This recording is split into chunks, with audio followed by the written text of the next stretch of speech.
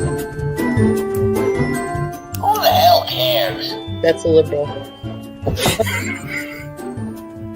It's like saying, would you rather have wine or water? Wine, a half inch, means a lot sometimes.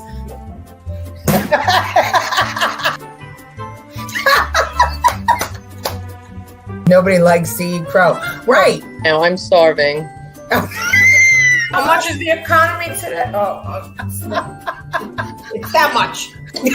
Pumpkin latte sucked, and I want to speak to your manager. Objection, hearsay. Objection, leading. Objection, hearsay. Where is that woman when Biden speaks? Get out of here. His name is pronounced Joni. And that's the end of it.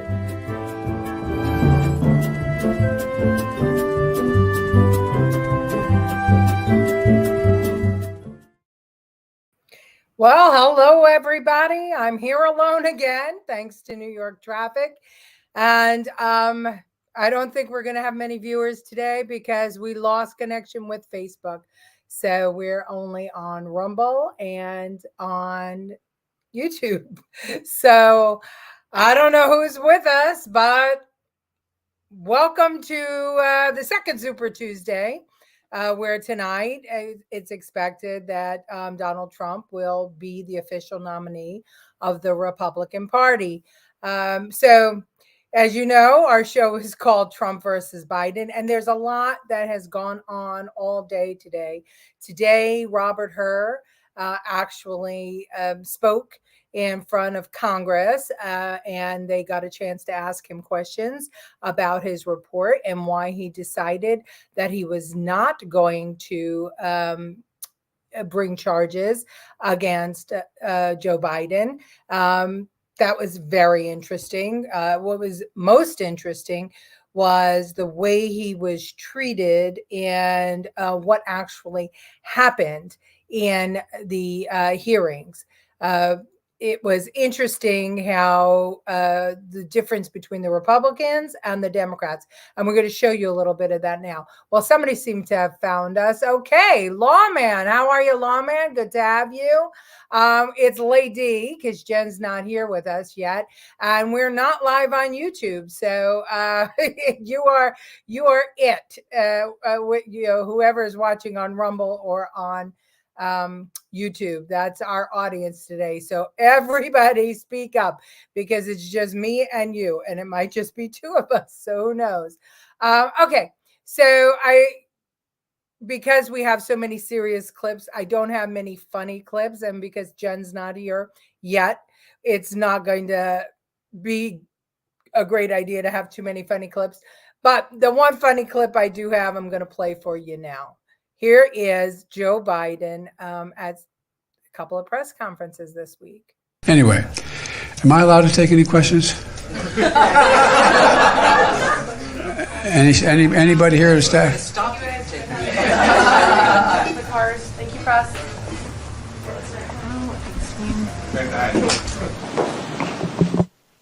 I have a lot of questions. I better not start the questions. I'll get in trouble. What's your message for Super Tuesday voters? Everyone, please move this way. Super Tuesday, sir. Do you have a message for voters? Thanks, come on. Thank you so much. Thank you all.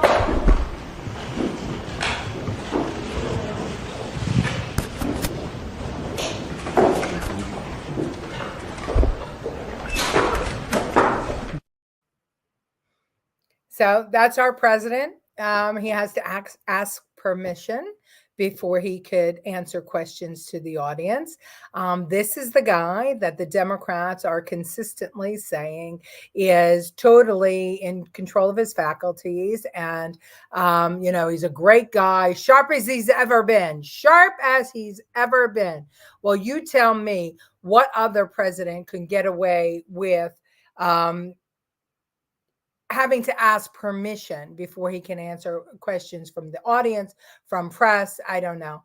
Facebook messing up, not starting on time. That's why Rumble. Yes, indeed. We have a problem with Facebook. Facebook is lost our connection with StreamYard just before the show, and I can't connect it. Only Jen can, and she's late. So it's you and me, Bobby Dutcher, and the lawman. So that's everybody here tonight.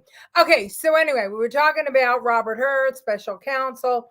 So I thought that we should have his testimony in front of Congress. This is portions of his opening statement.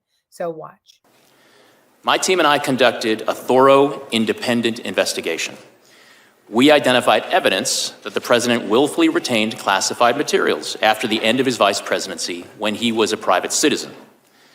This evidence included an audio-recorded conversation during which Mr. Biden told his ghostwriter that he had, quote, just found all the classified stuff downstairs, end quote. When Mr. Biden said this, he was a private citizen speaking to his ghostwriter in his private rental home in Virginia. We also identified other recorded conversations during which Mr. Biden read classified information aloud to his ghostwriter. We did not, however, identify evidence that rose to the level of proof beyond a reasonable doubt. Because the evidence fell short of that standard, I declined to recommend criminal charges against Mr. Biden. My report reflects my best effort to explain why I declined to recommend charging President Biden. I analyzed the evidence as prosecutors routinely do, by assessing its strengths and weaknesses, including by anticipating the ways in which the president's defense lawyers might poke holes in the government's case, if there were a trial, and seek to persuade jurors that the government could not prove his guilt beyond a reasonable doubt. My task was to determine whether the president retained or disclosed national defense information willfully. That means knowingly and with the intent to do something the law forbids. I could not make that determination without assessing the president's state of mind. For that reason, I had to consider the president's memory and overall mental state and how a jury likely would perceive his memory and mental state in a criminal trial. These are the types of issues that prosecutors analyze every day. And because these issues were important to my ultimate decision, I had to include a discussion of them in my report to the Attorney General. The evidence and the president himself put his memory squarely at issue. We interviewed the president and asked him about his recorded statement, quote, I just found all the classified stuff downstairs, end quote. He told us that he didn't remember saying that to his ghostwriter. He also said he didn't remember finding any classified material in his home after his vice presidency. And he didn't remember anything about how classified documents about Afghanistan made their way into his garage. My assessment in the report about the relevance of the president's memory was necessary and accurate and fair. Most importantly, what I wrote is what I believe the evidence shows and what I expect jurors would perceive and believe. I did not sanitize my explanation. I took the same approach when I compared the evidence regarding President Biden to the department's allegations against former President Trump. There too, I called it like I saw it. As a prosecutor, I had to consider relevant precedents and to explain why different facts justify different outcomes. So he's saying that it was clear that he had that material in his house. He was clear that he shared classified information. He was clear that the president all of a sudden didn't remember. And oh, by the way, they have a couple of recordings that we haven't heard about. So those will be interesting if we ever get to hear it. Okay, we're joined by Howard Zim. How are you, Howard? Yeah, Jen's late again, and I can't even. If I could spank her, I would, Howard. Yeah, he's either senile and should be president or he should be prosecuted. Absolutely. You can't have it both ways. Beer Nuts, how are you tonight? How are you? Good to have you. It's just the four of us tonight. So you can't have it both ways, but they're trying to have it both ways. But so easy to charge Trump. Yeah, our next clip, we're going to see that in a minute. By the way, it's Ralph Rubnick. Okay, Ralph. Well, I'm glad you all remembered our Twitter and our Rumble handles, and I'm glad you all went over there when you saw that Facebook wasn't working. Clear about Hillary. Yeah, right. So we have a double standard. It's clear. And this is some questions by some congressmen, Congressman Issa and, well, I forgot the other one. I'm sorry. It's been a crazy day. But listen to the questions and listen to the answers. I think you're going to find this interesting. Were there notes of the President of the United States that dated back to when he was a senator that contained classified information? Among the documents that were recovered during our investigation were marked classified documents that dated back to when Mr. Biden was a senator. You did not reach an idea that he had committed no wrong. You reached a conclusion that you would not prevail at trial and therefore did not take it forward. Is that correct? Correct, Congressman. I was not a prosecutor for more than a couple of years, but I still remember my record in jury trials. Do you remember your record? It'll take me a little time to reconstruct, but I think I could get there. Is it above 500? It is above 500, yes, sir. Okay. Well, I'm curious because the evidence that you outlined in your report is pretty significant when it comes to evidence that after his vice presidency, and I'm reading from your report, Mr. Biden willfully retained marked classified documents about Afghanistan and unmarked classified handwritten notes in his notebooks, both of which he stored in unsecured places in his home. Further, you noted that there's evidence that he willfully retained the classified Afghanistan documents, including the Thanksgiving memo, and had a strong motive to keep such classified documents. You outline what that motive is. Can you tell me what is the motive for keeping the Thanksgiving Day memo? One of the motives that we addressed in the report was that the issue of whether or not a troop surge should be sent to Afghanistan in 2009 was a hotly contested and debated issue within the Obama administration back in 2009, and one in which then Vice President Biden had a significant role and he felt very strongly about. I'm going to quote from your report. President Biden believed President Obama's 2009 troop surge was a mistake on par with Vietnam and wanted the record to show that he was right about Afghanistan, that his critics were wrong, and that he had opposed President Obama's mistaken decision forcefully when it was made, that his judgment was sound when it mattered most. Does that sound correct? That language sounds familiar from the report, yes. Okay. That is pretty significant in terms of a motivating factor for retaining those documents, wouldn't you say? That would be a factor that a jury would assess in considering whether or not Mr. Biden had criminal intent. And I also know that President Biden was working with a ghostwriter on a book, Mark Zwanniker, correct? Correct. And it's your understanding that while Mr. Zwanniker interviewed President Biden, he read classified information from his notebooks nearly verbatim, sometimes for an hour or more at a time, correct? Correct. And was Mr. Zwanniker authorized to receive this classified information? He was not. And in fact, in their February 16th meeting, which has been alluded to earlier, isn't it true that President Biden read aloud and nearly verbatim classified information regarding the actions and views of U.S. military leaders and the CIA director relating to the foreign country and a foreign terrorist organization? I believe that occurred, that was captured in a recording later in 2017, I believe in April of 2017, not February. Okay. And Mr. Zwanniker became aware of your appointment as special counsel, correct? At some point, Mr. Zwanniker did become aware of my appointment, yes. And upon learning of the investigation, Mr. Zwanniker deleted digital audio recordings of his conversations with Mr. Biden during the writing of the book, Promise Me, Dad. Correct. Did investigators with your office interviewed Mr. Zwanniker about the deleted recordings, and he admitted that part of his motivation for deleting this recording was because he was aware there was an investigation, correct? Correct. And did this conduct raise concerns with your office? It did. We considered it to be significant evidence that we needed to follow up on. Okay, so there's a lot to unpack there. So he knew, oh, here's Jen now. Yeah, I'm freaking out. My Oh, client's Facebook page is now, and I don't know who. What's that? It's not on my page. What are you talking about? The show is not on my Facebook. You're because you didn't reconnect your Facebook to No, but install. it says it connected to one of my client's pages. No, it's not connected. There's no Facebook happening right now. Facebook is gone. It's not connected to your client's pages. Okay. All right. Any rate, welcome to the shit show once again. Um, we are really so. Let's unpack what we saw. So Biden clearly. Well, first of all, her. We know that he is not, batting 1,000 in prosecuting.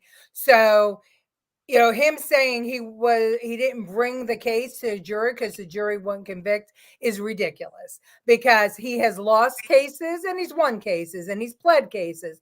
So there was no reason not to let a jury see this. There was admission that he had these documents when he was a senator, when you can't have these documents. There was admission that the reason he took the Afghanistan file was because he wanted to put it in the book to prove that he was right and Obama was wrong. There was admission that the ghostwriter actually knew that there was an investigation, and so he erased the tapes that the recordings that he had with Biden, when Biden read from the classified documents verbatim to a ghostwriter, somebody that did not have classified clearance. And oh, by the way, those documents weren't just any documents. They were documents about Afghanistan specifically. So when you think about this, you can say for certain that there are so many similarities in the Trump case that for them to indict Trump on 40 counts of mismanaging classified documents and to not indict Biden is 100% hypocrisy. And they can try and explain it any way they want, but it is hypocrisy, and it's also a dual justice system. So let's just see what everybody has to say. Here's the issue. The line has been drawn. Objective reasoning has evaporated. It's the same mentalities which brought forth the worst despots in the name of democracy. 100%, Ralph. Hillary and Joe break the law, and the FBI and DOJ make every excuse in the book to exonerate them. Trump, who was president and had the right to declassify documents, has his home raided by the FBI. Exactly. Let's see. These people are just the epitome of evil. They abuse their positions and powers. Absolutely. Hit me.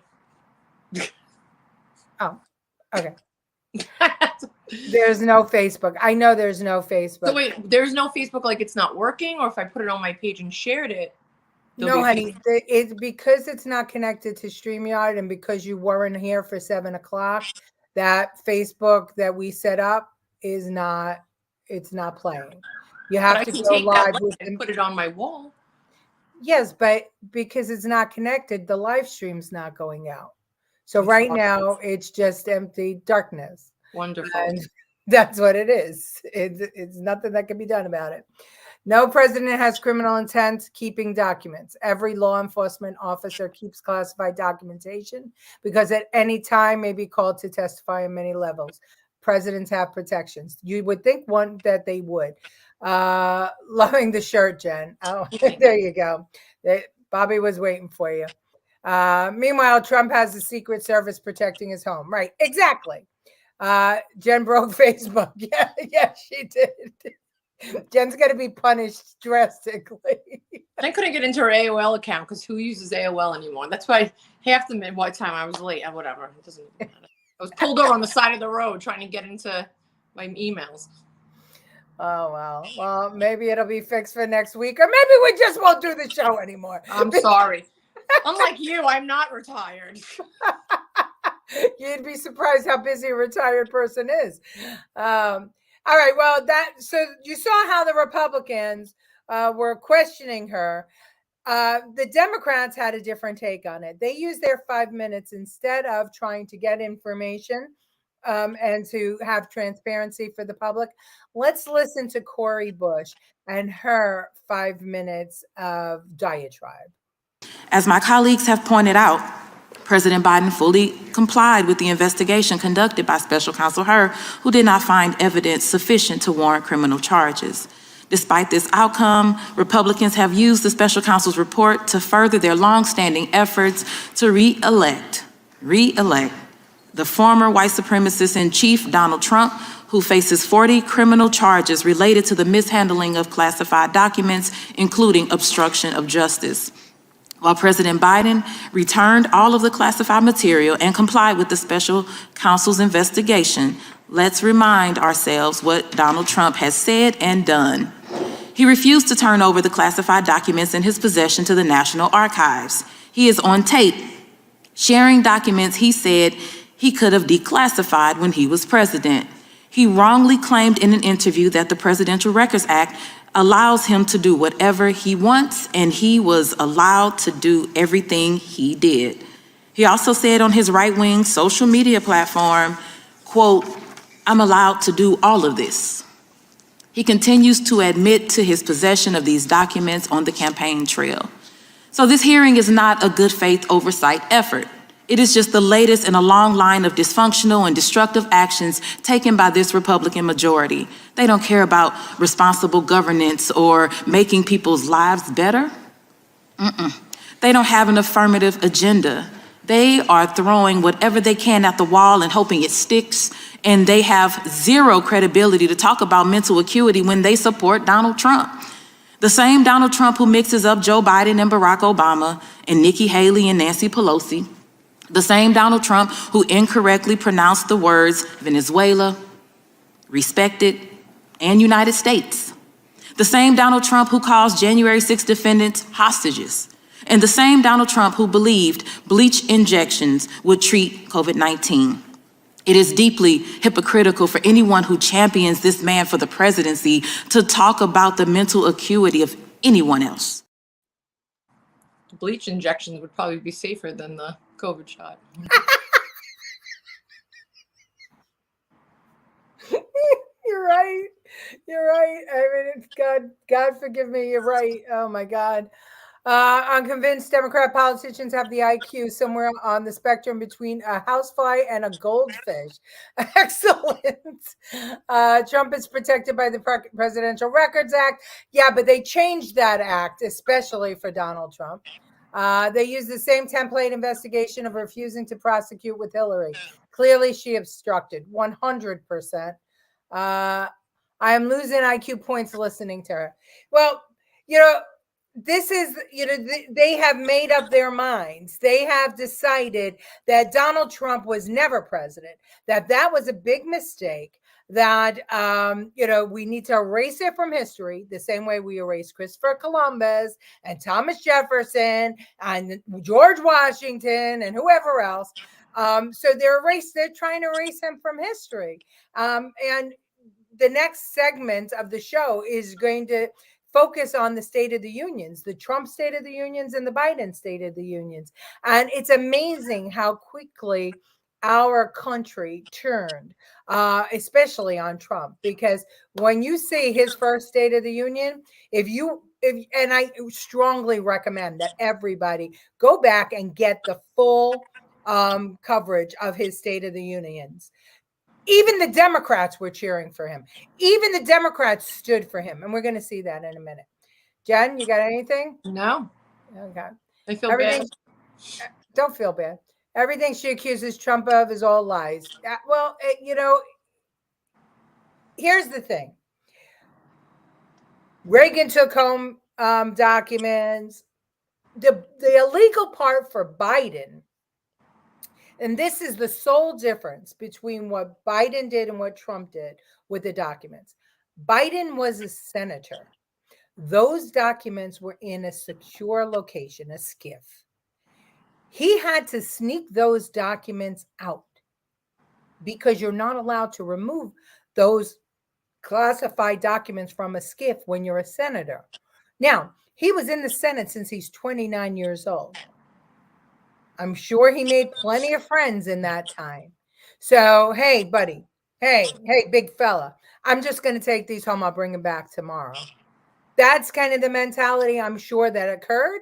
But he took them home. And what did he do with them? Why did he need to take them home? Well, we know he took them home. And at the same time, his son was working for foreign entities. He was working for all kinds of, not only China, not only Ukraine, but all of the foreign entities. And he was making big money off of it. So, if anybody had a reason to remove those documents that was nefarious, it was Biden. Trump was the president when these documents were created. So he had a right to them. He's seen them all. He was part of the creation of these documents because he was the chief executive at the time that these documents were created. So what do? You after you're president, what are we going to do? Wipe your mind? What was that? Men in Black? That thing where you. Well, they did it to Biden. Why not?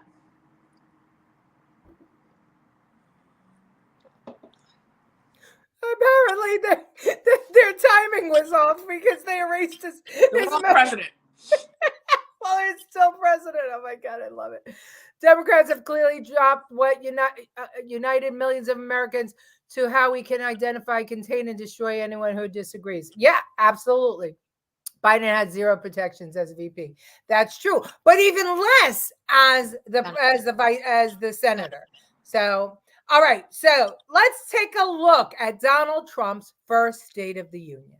Since my election, Ford, Fiat Chrysler, General Motors, Sprint, SoftBank, Lockheed, Intel, Walmart, and many others have announced that they will invest billions and billions of dollars in the United States and will create tens of thousands of new American jobs. We have undertaken a historic effort to massively reduce job-crushing regulations, creating a deregulation task force inside of every government agency. We're going to stop the regulations that threaten the future and livelihood of our great coal miners.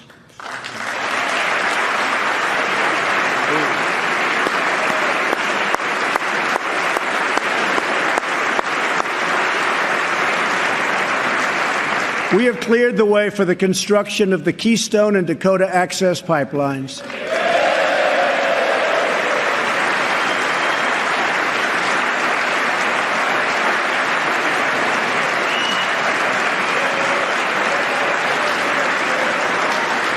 Thereby creating tens of thousands of jobs.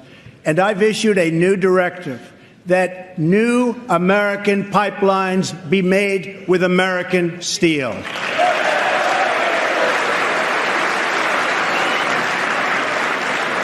And with the help of Prime Minister Justin Trudeau, we have formed a council with our neighbors in Canada to help ensure that women entrepreneurs have access to the networks, markets, and capital they need to start a business and live out their financial dreams.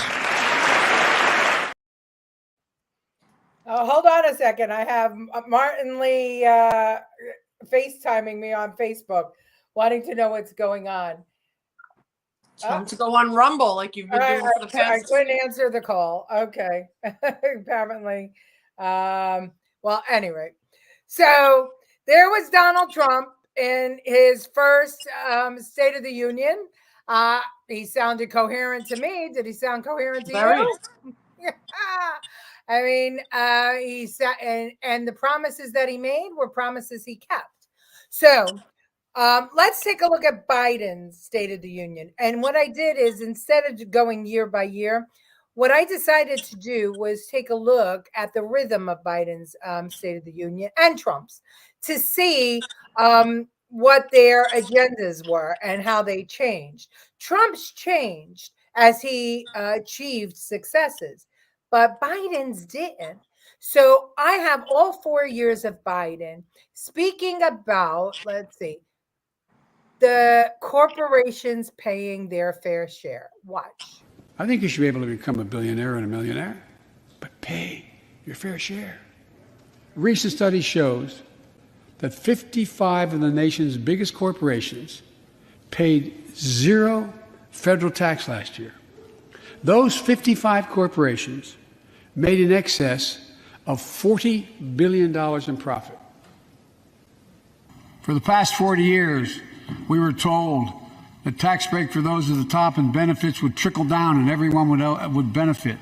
But that trickle-down theory led to a weaker economic growth, lower wages, bigger deficits, and a widening gap between the top and everyone else in nearly a century.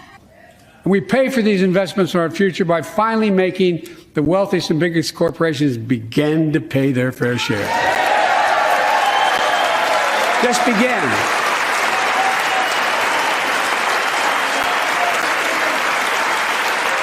Look, I'm a capitalist. But pay your fair share. I think a lot of you at home agree with me and many people that you know the tax system is not fair. It is not fair. The idea that in 2020, 55 of the largest corporations in America, the Fortune 500, made $40 billion in profits and paid zero in federal taxes? Zero? Folks, it's simply not fair. But now, because of the law I signed, billion-dollar companies have to pay a minimum of 15%.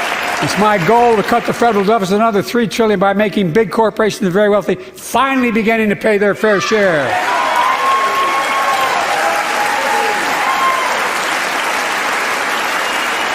Look, I'm a capitalist. If you want to make or can make a million or millions of bucks, that's great. Just pay your fair share in taxes. A fair tax code is how we invest things to make this country great. Folks at home, does anybody really think the tax code is fair? That's how much he wants you to pay in taxes.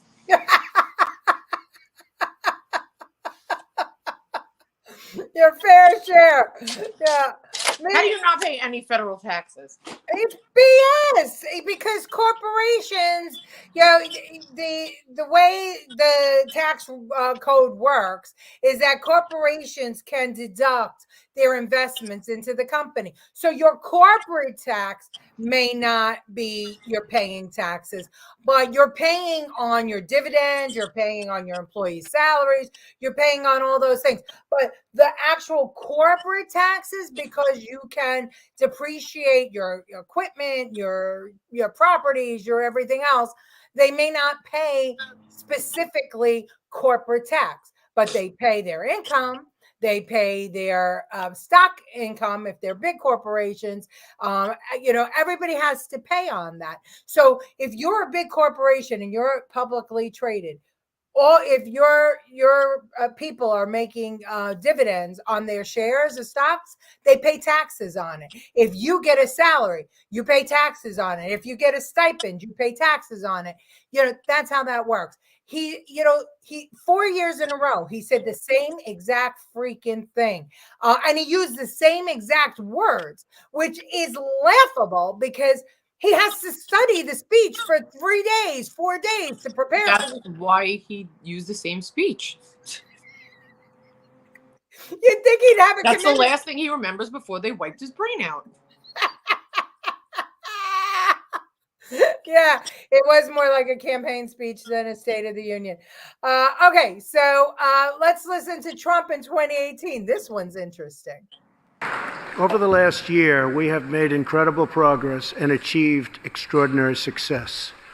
We have faced challenges we expected and others we could never have imagined. We have shared in the heights of victory and the pains of hardship. We have endured floods and fires and storms. But through it all, we have seen the beauty of America's soul and the steel in America's spine. Since the election, we have created 2.4 million new jobs,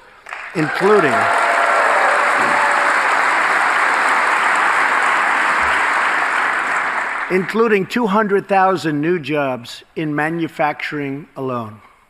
Tremendous numbers. After years and years of wage stagnation, we are finally seeing rising wages. Unemployment claims have hit a 45-year low. And something I'm very proud of, African American unemployment stands at the lowest rate ever recorded.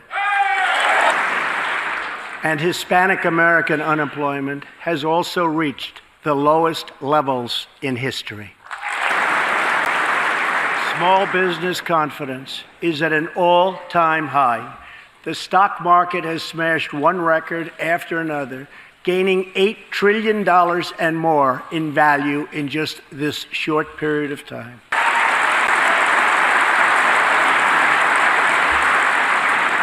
The great news for Americans, 401k, retirement pension, and college savings accounts have gone through the roof.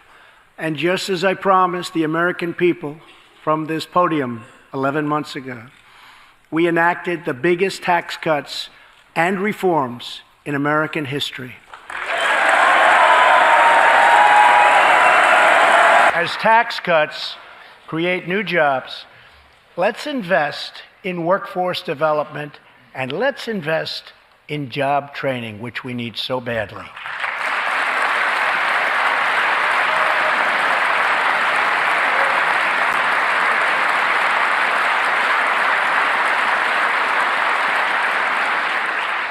Let's open great vocational schools so our future workers can learn a craft and realize their full potential.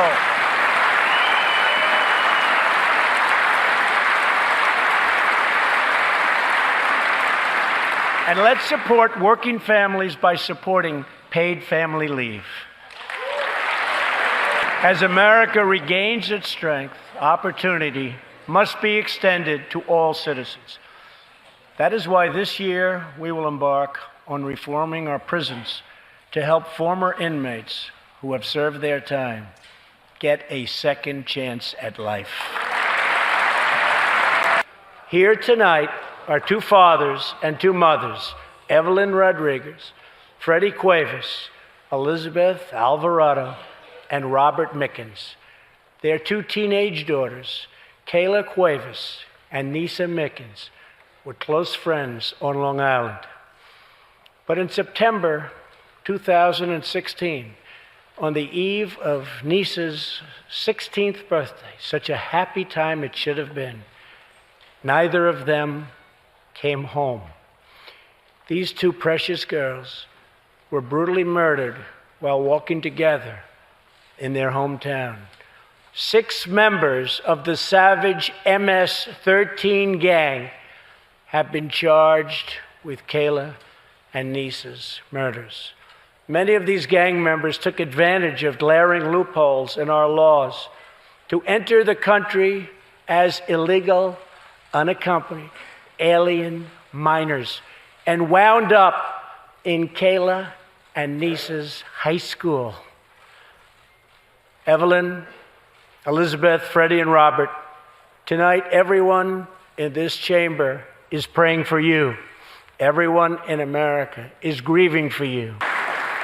While we cannot imagine the depths of that kind of sorrow, we can make sure that other families never have to endure this kind of pain.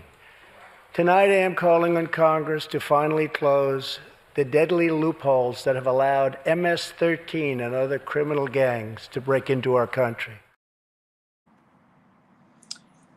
It's sad.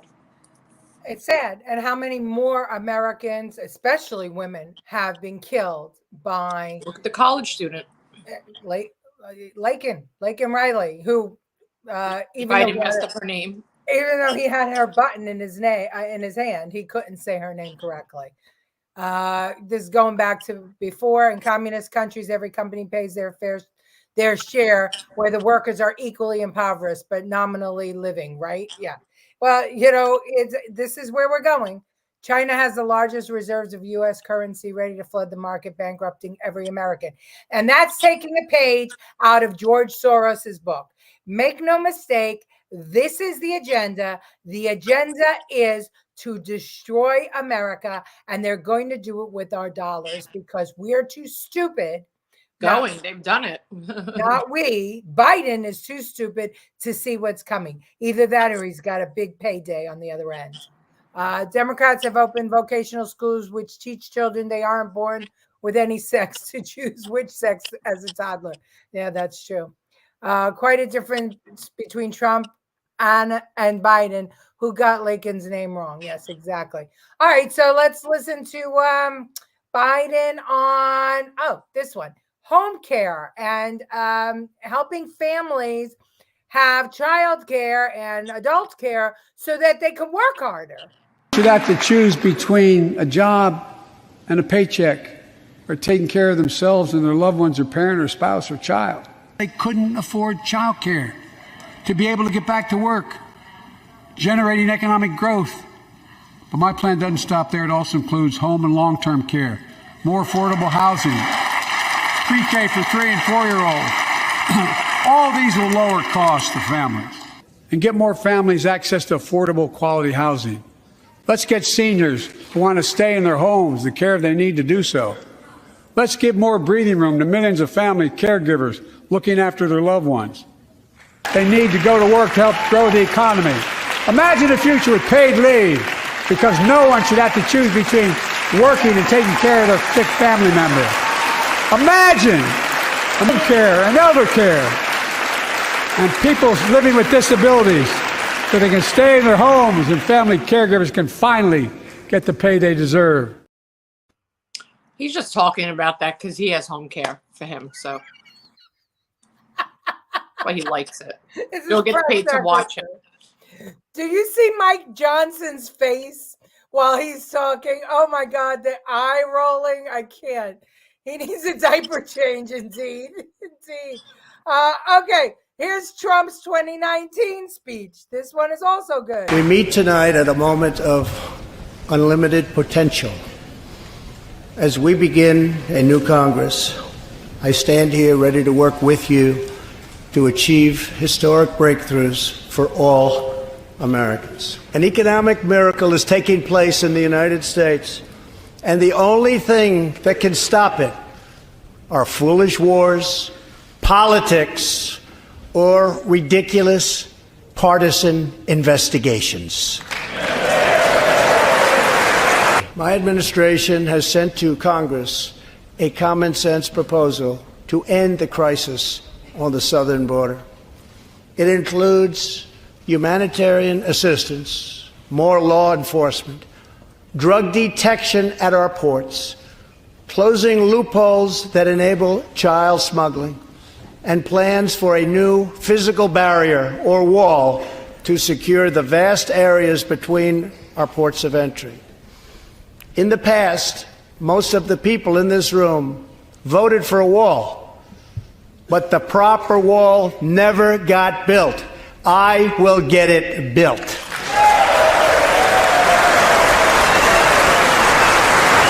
As we work to defend our people's safety, we must also ensure our economic resurgence continues at a rapid pace. No one has benefited more from a thriving economy than women, who have filled 58% of the newly created jobs last year.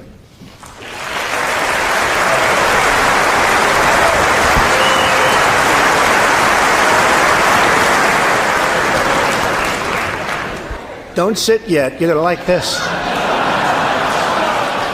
And exactly 1 century after Congress passed the constitutional amendment giving women the right to vote, we also have more women serving in Congress than at any time before.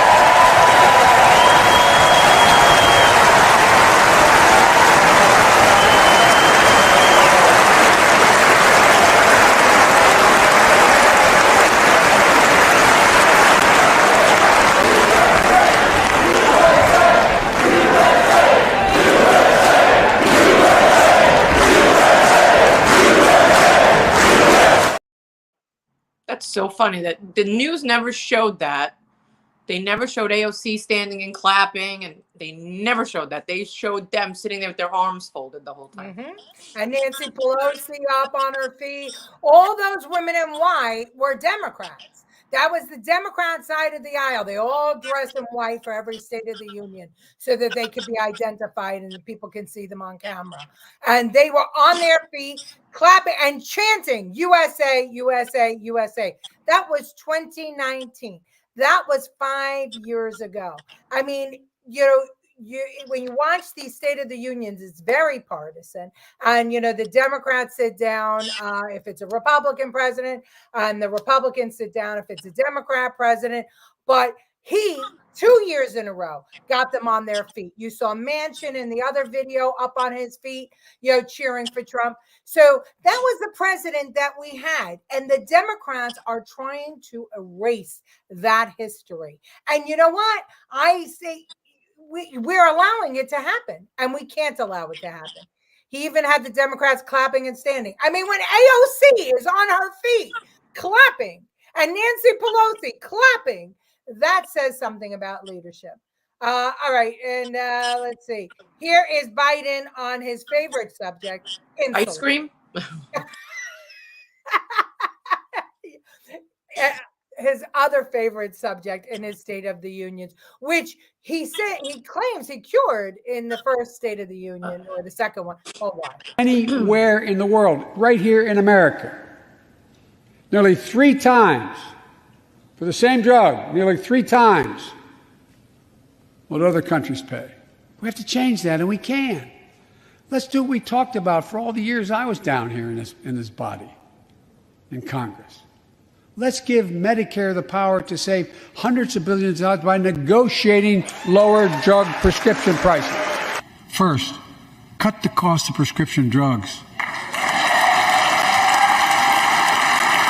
We pay more for the same drug produced by the same company in America than any other country in the world. Just look at insulin. 1 in 10 Americans has diabetes. We pay more for prescription drugs than any nation in the world. Let me say it again. We pay more for prescription drugs than any major nation on earth. For example, 1 in 10 Americans has diabetes. Insulin's been around for over 100 years. The guy who invented it didn't even patent it because he wanted it to be available for everyone. It cost the drug companies roughly $10 a vial to make that insulin. Packaging and all, you may get up to $13. But Big Pharma has been unfairly charging people hundreds of dollars, $400 to $500 a month, making record profits. Not anymore. I want to cap the cost of insulin at $35 a month for every American who needs it. It's funny. The flu kills how many people a year? 100,000 in America. 130, 70 to 100,000. Yeah, and that's not free, but the COVID shot is still free. Yeah, it's and he in his first State of the Union he bragged about how many people were injected with that freaking. Yeah. And you know what else is funny? Narcan is free. Yeah. But you can't get your diabetes medicine. Right. You can't get any of that stuff, your blood pressure pill, but you could get Narcan to save the life of a drug addict that's ODing on fentanyl that was in our country because of illegal migrants. You got it now. You got it. It's part of the destruction of America. Okay, so here's Trump's response to Biden's State of the Union.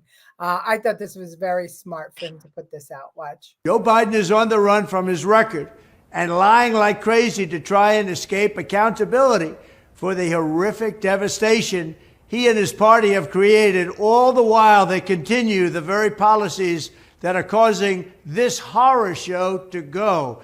We cannot take it any longer as a country.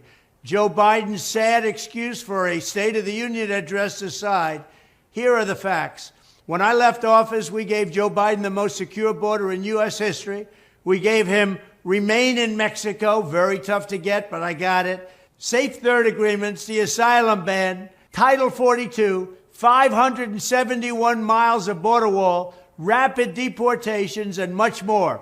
We had the safest border in the history of our country. As soon as he got in, Crooked Joe and his radical left lunatics deliberately dismantled each and every one of those policies that were so good, that gave us this best border. According to Tom Homan, according to Brandon Judd, the top people, they said it was the single best border we've ever had in recorded history.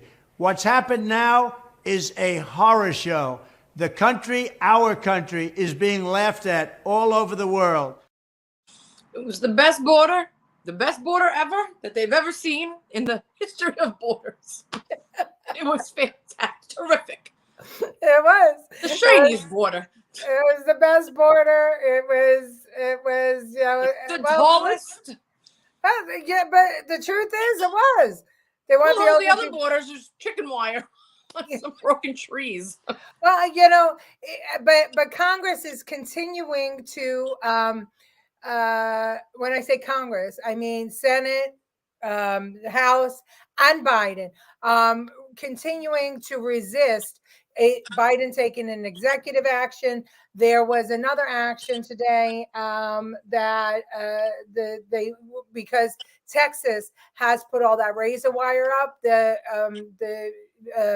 breach of the border has reduced tremendously, and they came up with another idea of doing this in those places that they're breaching.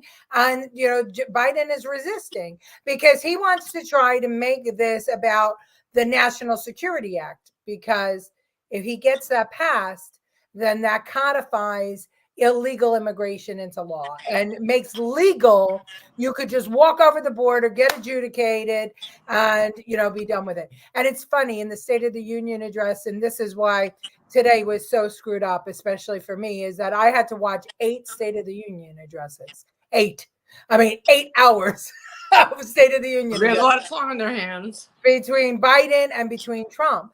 And, Biden in his State of the Union first says that the National Security Act will adjudicate the cases within 6 months. And then he says it's 6 weeks. So he was back and forth on, what was actually contained in that bill. And if he doesn't know what's in that bill, he doesn't know what's in his head. So this is true. This is true. It's so funny. Dr. Lederman said that Biden, she swears to God, Biden was on Ritalin, the State of the Union address. He had to be on Ritalin, she said. Because he was focused. She said it was the least she's seen him mess up, and he had to be on Adderall or Ritalin. You know what? He messed up a lot, but because he was yelling, it was distracting. And the Democrats helped him an awful lot, applauding every 3 minutes. But to me, the best part of the State of the Union, I was going to do these as clips. Snickers? It was Snickers. He was worried about the size of your snacks. But he spoke about the size of Snickers and potato chips before he spoke about our United. Look at the man. The man goes, he comes to, where does he go? To New York. He comes here and he goes straight to get ice cream. Yeah, straight to get ice cream. This is how they reward him for staying alive. So we're in sorry shape. All right, so this is Trump's 2020, and this was a contentious one. But listen to all the things that he got done in 2020. This is what he handed over to Joe Biden. 3 years ago, we launched the Great American Comeback. Tonight, I stand before you to share the incredible results. Jobs are booming, incomes are soaring, poverty is plummeting, crime is falling, confidence is surging, and our country is thriving and highly respected again. The vision I will lay out this evening demonstrates how we are building the world's most prosperous and inclusive society, one where every citizen can join in America's unparalleled success, and where every community can take part in America's extraordinary rise. Our agenda is relentlessly pro-worker, pro-family, pro-growth, and most of all, pro-American. We are advancing with unbridled optimism and lifting our citizens of every race, color, religion, and creed very, very high. Since my election, we have created 7 million new jobs, 5 million more than government experts projected during the previous administration. Employment rate for African Americans, Hispanic Americans, and Asian Americans has reached the lowest levels in history. African American youth unemployment has reached an all-time low. African American poverty has declined to the lowest rate ever recorded.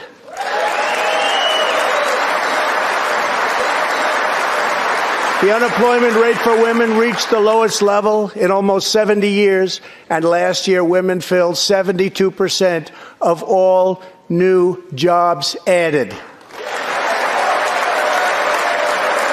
The veterans' unemployment rate dropped to a record low. The unemployment rate for disabled Americans has reached an all-time low. Workers without a high school diploma have achieved the lowest unemployment rate recorded in U.S. history. A record number of young Americans are now employed. Under the last administration, more than 10 million people were added to the food stamp rolls. Under my administration, 7 million Americans have come off food stamps and 10 million people have been lifted off of welfare. And everyone, Yeah. I said, and everyone stood. And everyone stood. You know, the Democrats groaning that people came off of food stamps as if that was a problem. It's just amazing to me that they want victims to be victims. They want everybody to stay a victim. They And don't now want there's food lines everywhere I go. I went today to one of the labs that we pick up our prescriptions from, and that there was a line down the block. There was bags of carrots thrown on the street. Like, I've never seen that. I haven't seen that in forever. Well, we're in shit shape, and if we're going to change this, we've got to remind people how good it was under Trump, because the Democrats have the media and they're going to keep on spinning it, and they're going to keep on, making him as if he was some criminal who was never president. That Whoever makes his campaign videos for TV needs to put those shots of AOC standing up and cheering and Nancy Pelosi standing up cheering and all of those little clips. Yeah. They have to do it. That would be a good idea. Hopefully they will. I think that the most important thing for us to do as Americans is to remind everybody that he was our president and we loved him as our president. And what happened in 2021 and on January 6th was by Pelosi's hand. Pelosi, and it's come out now too, that Pelosi was offered 1,000 National Guardsmen, that the FBI said that we should have it, and she denied it, and so did the mayor of Washington, D.C. They denied having an extra security. Why would anyone deny having extra security? And then it wouldn't have happened. Exactly. So, all right, well, this was our show of Trump versus Biden. And interestingly, we had a decent number of people on YouTube and on Rumble, so that's good to know. Facebook will get it fixed. Yes, I promise you I will. Yeah, it was half my fault too, because I was going to do an end run on them, shutting down my page, but I had things all week long, and I literally, today was the first day that I could work on anything. And this I thought was important to show the comparison. I hope you enjoyed it. I hope it wasn't too long and boring. I don't think it was. It felt to me when I was cutting these clips, it felt to me like truth finally, like put it in everybody's face. I mean, the fact that Biden's whole thing is that corporations don't pay their fair share, and so they're bad and terrible. Prescription drugs, making sure that everybody has childcare, home care, so they can work. All right, because we have to have everybody, working. We can't have stay-at-home moms, stay-at-home dads. We can't have that. Everybody must get to work to pay more taxes. And the other thing was green. It was, the green energy was through every single address. But he never talked about his successes. Never, Because he doesn't have any. Well, that's it. The only thing that he passed that might be considered successful is the infrastructure bill to repair the roads. That was something that Trump wanted to get done, and he wasn't able to get done because the Democrats in Congress blocked him. But that's if Biden did anything, I'm going to give him the infrastructure bill. But at what cost? To Americans, because what is it, $100 billion to Ukraine, and how many lives? 300 million he just sent in in weapons to Ukraine today. Right, but in total, what did we pay for? $100 billion. It's ridiculous. And how many millions of illegal migrants in here, and how many Americans dead of fentanyl, of rape, how many raped, how many murdered. We just the other day, a guy, an illegal immigrant driving a car, killed somebody. It's just the cost to have Biden in office to the American people is everything. Because what they say, save our democracy, and the truth is that they're trying to destroy our constitutional republic. And anyway, well, we'll see tonight. Trump gets his nomination, and the rematch is on. We love you too, Rob. Thanks for tuning in. Thank you, Bobby Dutcher. Thanks everybody for finding us. Next week, everything will be fixed. I promise. I promise. All right. Night all. Good night. Night, Jenny. Good night.